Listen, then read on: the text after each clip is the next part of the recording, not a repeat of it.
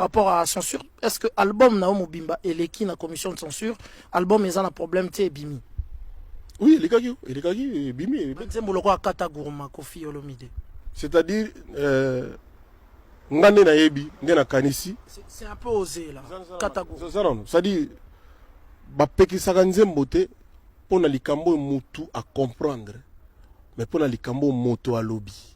Moi, je crois que moto à lobby, nazaranga voiture yo, zana yo chauffeur, activer nga moteur avant de démarrer. C'est-à-dire, moto wana a soigné et logo kwa koloba manandenga mabe. Au faut que tu vas applaudir nga, parce que na lobby likambo ya vie na biso ya tous les jours, mais proprement. Nazaranga avion yo, commandant de bord, réchauffer nga moteur avant de décoller. L'amour égal est servi et non se servir. Sarakango ponanga, égoïsme na love ezali interdit. Peut-être on se fait beaucoup d'images dans Zembo. Parce que été censure et ça la raté pour na makambo mutu à comprendre. Et ça la raté pour na mutu na discours direct. Parce que makambo na lobby mutu so na maele wana te okolobango tomber dans la vulgarité. Na par exemple ezali na kotanga na ngati pour na bo na polémique. Mais il faut que tu applaudir. Parce que Zali, au monde le là. Mais ça, on se écoute un argot lingala.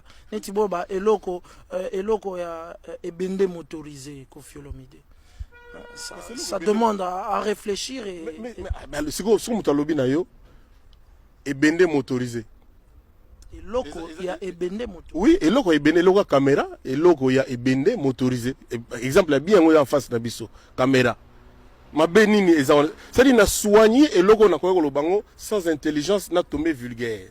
Mais c'est ça un artiste. C'est-à-dire que tu peux parler par exemple de l'acte sexuel en évitant d'utiliser les mots banals. C'est ça.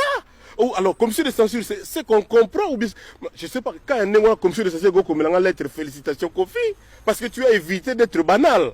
Non, je suis sérieux. Tu as proprement évité d'être hein Oleo salakanga neti ko boy fatigué. Nalingi ozala tome, ngana zala Jerry, tolandana depuis salon cuisine pe chambre à coucher, tobuka bakiti ba mesa. Franchement, ozo mérite pendant zo lettre pendant la culture réelle que non vraiment au bimi pendant la vulgarité au le bima kambo ya o e concernant la vie na biso ya chaque jour. Je dis bien vie à chaque jour à motutu, mais proprement. C'est ça, censure et qui s'arrête logo yo muto lobby ya ma bé, ya vulgaire, ya ma bêtise. Mais moi j'ai parlé de contexte moko o ezaka na amour, o